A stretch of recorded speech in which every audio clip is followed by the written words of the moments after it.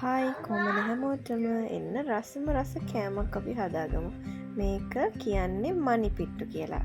ඔගොල්ලෝ කාලා තියෙනවද දන්නේ නැහැ. අද රෑට මම මණිපිට්ටු හදන්න යනවා. ගෙදර කාමරංක හැදලා තියෙනවා. මම ටිකක් කපාගත්තා කන්න. මෙන්න මේකෙන් තමයි මණිපිට්ටු හදන්නේ. ඔගොල්ලෝ දන්න මේක පිට්ටු බම්බුව කියලා කියන්නේ. මේ පිට්ටු බම්බුවෙන් තමයි අපි මණිපිට්ටු හදාගන්න යන්නේ. ඉතින් මං හදාගන්න විදිය කියලා දෙන්නම් අද. මං ඉන්දියාප හදන පිටි එක තමයි මේකට යූස් කරන්නේ. ඉන්දියාප හදන පිටියෙන් තමයි මණිපිට්ටු හදාගන්න පුළුවන් වෙන්නේ.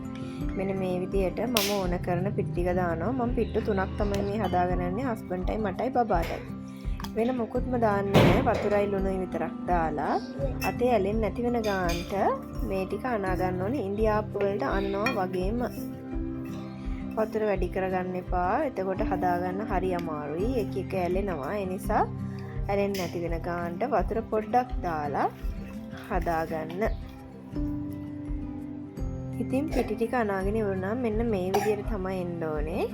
මම මේ පිට්ටු 3කට පෝෂන් එක හදාගෙන තියෙන්නේ. මෙන්න මේ වගේ එකක් තමයි පිට්ටු බම්බුවට ගන්න. ටිකක් ලොකු හිල් තියෙනවා ඒකේ. මම ටිකක් මේක පිට්ටු බම්බුවට දාලා ඉන්දියාප හදන එකේම තියෙනවා සර්කල්ස් එක එක හැඩවලට. ඒකින් ඔයාට මෙන්න මේ හැඩේ තියෙන සර්කල් එක අරගෙන පිට්ටු බම්බුව විදිහට යූස් කරන්න පුළුවන්. දැන් මම කරන්නේ පිටි ටිකක් අරගන්නවා.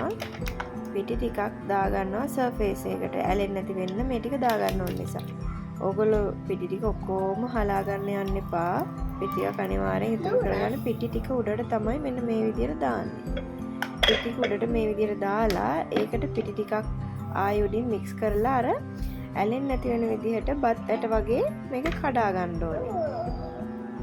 ඊට පස්සේ මම මේක මේ කිරි පෙරන ගොට්ටෙම තමයි කරන්නේ. ඔයගොල්ලෝ නැත්නම් පෙනේරයක් යූස් කරන්න පුළුවන්.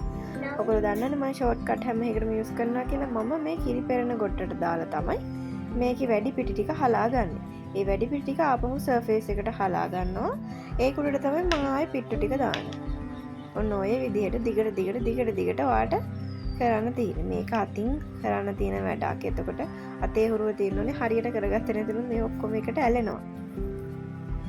ඉතින් ඔන්න ඔය විදියට දිගට ඔයාට තියෙන්නේ පිටි ටික ඉවර වෙනකම්ම ඒක හදාගන්න. මේක හරිම රස කෑමක්. මේකට මෙන්න මේ විදිහට තමයි එන්නේ. අර උඩින් ඕගොල්ලන්ට පෙන්වාම ඔන්න ඔය විදිහට තමයි එන්නේ. ඔය විදිහට චුටි ඇට වගේ කඩා ගන්න ඕනේ මේක අතින්. හරිද? මේක නිකන් බත්තට වගේ තමයි තැම්බුනාම ලොකු කුට්ටි අයින් කරගන්න හදන්නේ යනකොට. මම අද මේකට හදනවා බිත්තර කිරි හොදි එකකුයි. ඊට පස්සේ උඹල කඩ ටිකක් තෙල් දාලා ගන්නවා. දැන් මං අම්මා කෙනෙක්නේ. නැත්තම් මේකට හොඳටම රහට තියෙන්නේ චිකන් හොඳට සැරට හදලා සීනි සම්බෝලයක් එක්ක කිරි හොද්දා ඒ වගේ චිකන් හදන එක සහ ඒකට කෙලවල්ලු මාළු තලපත් මාළු වගේ ඒවා මිරිසට හදලා කිරි ටිකක් දාලා ගත්තාම ඔයාට පිට්ටු 100ක් උනත් කන්න පුළුවන්. ඇත්තටම එකක් කෑවම ඕන මිනිස්සෙගේ බඩ පිරෙනවා. හැබැයි උපරිම දෙකමාරක් විතර කන්න පුළුවන්. ඒ වගේ හොඳට හදාගත්තාම ඉතින් මේ මම ඉතින් අම්මා කෙනෙක්නේ. ඉතින් දැන් අපේ ගෙදර චුටි බබෙකුත් ඉන්නවනේ. මම දැන් හිතන්න ඕනේ එයත් කන්නේ ගැන. ඒ නිසා එයාට ලේසියෙන්ම කන්න පුළුවන් බිත්තර කිරි හොදි. ඒ නිසා මම බිත්තර කිරි හොදියකුත් එක්ක උඹල කඩ තෙල් දාලා ගන්නවා සීනි සම්බෝලයක් වගේ. ඉතින් කොහොම කරත් මේක හරිම රසයි. ඉතින් මොන විදියට උනත් ඔයාට කන්න පුළුවන්. මම දන්න තරමින් සමහරු පොල් කිරි දාලා කනවා. මම නම් කාලම නැහැ එහෙම. මොකද මම පොල් කිරි කන්න ආස නැති නිසා මට ඒ රහ හරියන්නේ නැති වෙයි කියලා හිතනවා. ඉතින් අද මම පොල් ගා ගන්න දවස. මගේ දැන් පොල් කිරි ඉවරයි සහ කිරි ටිකක් ෆ්‍රිජ් එකේ තියෙනවා. ඒ වුණාට මම මේ බිත්තර කිරි හොදි එකක් හදන්න යන නිසා මට දැන් ඒක එවෙලට පොල් ගාලා ගන්න ඕනේ. නැත්තම් කිරි හොදි එක රහට එන්නේ නැහැ. මම පොල් ගෙඩියේ වතුර ටික බොනවා අනිවාර්යෙන් පොල් ගෙඩිය පැලුවොත්. ඉතින් මේ ගමන් මම තේහෙකුත් හදා ගන්නවා හස්බන්ඩ්ට තේ ඕනේ කියලා. මේ ඔයගොල්ලෝ හදලා බලන්න මේ මණිපිට්ටු හරිම රස කෑමක්. ගොඩාක් අය කාලා නැහැ. දැන් මම ගොඩක් වෙලාවට කෑම වලට ආරාධනා කරනකොට කට්ටියට දානවලට ගිහිල්ලා දෙනකොට ඒවා ගොඩක් වෙලාවට කාපු නැති කට්ටිය තමයි මට හම්බ වෙන්නේ. ඉඳලා හිටලා තමයි මණිපිට්ටු දන්න කියන කෙනෙක් ඉන්නේ. ඒ වගේම ගෙදරට ඇවිල්ලා මණිපිට්ටු කෑවොත් කවුරු හරි හොඳට කාලා තමයි යන්නේ. ඒක ඒ තරමට රහයි. ඉතින් මෙන්න මේ විදියට මම දැන් පොල් ටික ගා ගන්න යන්නේ. මට පොල් ගාන එක තරම් අමාරු වැඩක් නෑ මේ ලෝකේ කිසි දෙයක්. ඇත්තටම පොල් ගාන එකට මම හරිම කැමතියි. ඔයගොල්ලෝ දන්නවනම් පොල් ගා ගන්න කම්මැලි නැති විදියක් මට කියලා දෙන්න. ඉතින් මම මේකෙනොත් හොඳ ටික පොල් සම්බෝල හදන්න, ට්‍රී පෝෂ හදන්න ටිකක් අයින් කරගන්නවා. ඒ විදිහට අයින් කරගෙන ඉතුරු ටික ඔක්කොම බ්ලෙන්ඩ් කරනවා. අද මම පොල් සම්බෝල මොකුත් හදන්නේ මේක ගෑවට. මොකද මම විතර කිරි හොදි එකක් හදාගන්න යනවා. උඹලා කඩ සම්බෝලයක් හදාගන්න යනවා. එච්චරයි. ඉතුරු ටික ඔක්කොම මම බ්ලෙන්ඩ් කරනවා. මේ තියෙන පොල් ගෙඩියක පොල් මම ටිකක් අයින් කරගන්නවා. මට ලේසි කොළමැල්ලුන් එහෙම එතකොට හදන්න ගෙනාවහම ආයි පොල් ගගා ඉන්න ඕනේ නැති නිසා. හැබැයි සමහරක් කැම ජාති තියෙනවා එළදට පොල් ගාලා ඒක කිරි ගන්න හරි මික්ස් කරන ඒවට හරි පොල් එළදට ගාලා ගන්න ඕනේ ඒවා. ඉතින් මෙන්න මේ විදියට මණිපිට්ටු ටික දැන් හදාගන්න මම රෙඩි කරන් තියෙන්නේ. දැන් මම අර උඹල කඩ දාලා හදන සීනි සම්බෝලෙයි බිත්තර කිරි හොදියකටයි අවශ්‍ය කරන 3-5 දාගන්නවා. මම ඇත්තට මේ දාගන්න ඉන්ග්‍රේඩියන්ට්ස් කියන්නේ නැත්තේ මම ඔයගොල්ලොත් එක්ක ෂෙයා කරගන්නේ එදිනෙදා හදන කෑම නිසා. මේක කවුරුත් හදන්න දන්නව ස්පෙෂල් රෙසිපීස් නැහැ මේ මොකේවත්. ඉතින් අර ඔයගොල්ලෝ දන්නේ නැති දෙයක් නිසා තමයි මම මණිපිට්ටු හදන එකත් මේ අතරමැදි කියලා දෙන්නේ. එතකොට අවශ්‍ය කෙනෙක් ඉන්නවා නම් ගෙදර ඉඳගෙන ඒක හදාගන්න පුළුවන් නිසා. අනිත් ඒවා නම් සුපුරුදු විදියට ඕගොල්ලෝ ගෙවල්ලා හදන විදියටම තමයි මම හදන්නේ. ඒ නිසා තමයි මම දාන ඉන්ග්‍රේඩියන්ට්ස් කියලා දෙන්නේ නැත්තේ.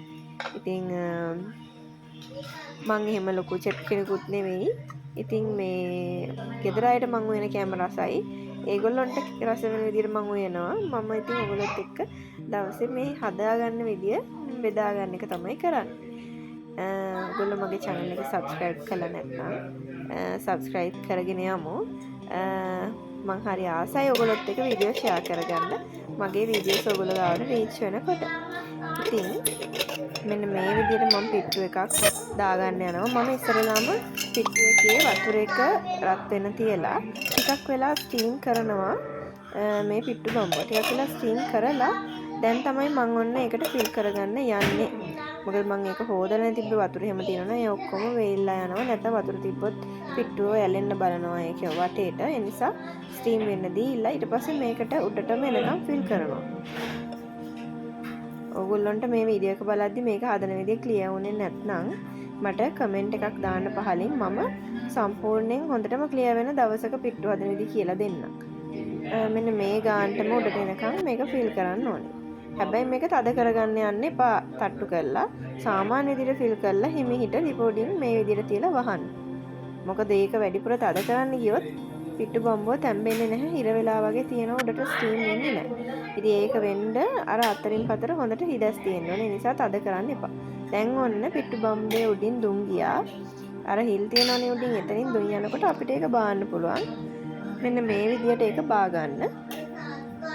මේක හරි රස්නේ අත පිච්චෙනවා. මම ලොකු රෙදි කෑල්ලකින් තමයි මේක අල්ලන්නේ. මොකද නැත්නම් මේ අත පිච්චිලා තියෙනවා මට සෑහෙන්න. ඔය විදිහට පොඩියට කෝටුවක් හැන්දක් වගේ මොකක් හරි එකක් දාලා මෙන්න මේ විදියට පිට්ටුව එළියට ගන්න. ඉතින් මම දැන් ෆ්‍රෑ කෑම වෙලා හදාගෙන ඉවරයි. මේක හදපු දවසට තාත්තයි පුතයි හරිම ආසාවෙන් කනවා. ඉතින් මෙන්න අපේ බිත්තර කිරි හොදි එක මේ විදියට රෙඩි වුණා. එතකොට මේ තියෙන අපේ උඹල කඩ ලුණු සම්බෝලේ සීනි සම්බෝල රෙසිපි එකට මම උඹල කඩිය වැඩිපුර දැම්ම ලොකුට කුටි කපලා. ඊට පස්සේ අපිට දැන් කන්න තමයි තියෙන්නේ. ඉතින් ඔන්න ඔය විදිහට තමයි හරිම ලේසියෙන් මේ කෑම වල හදාගත්තේ.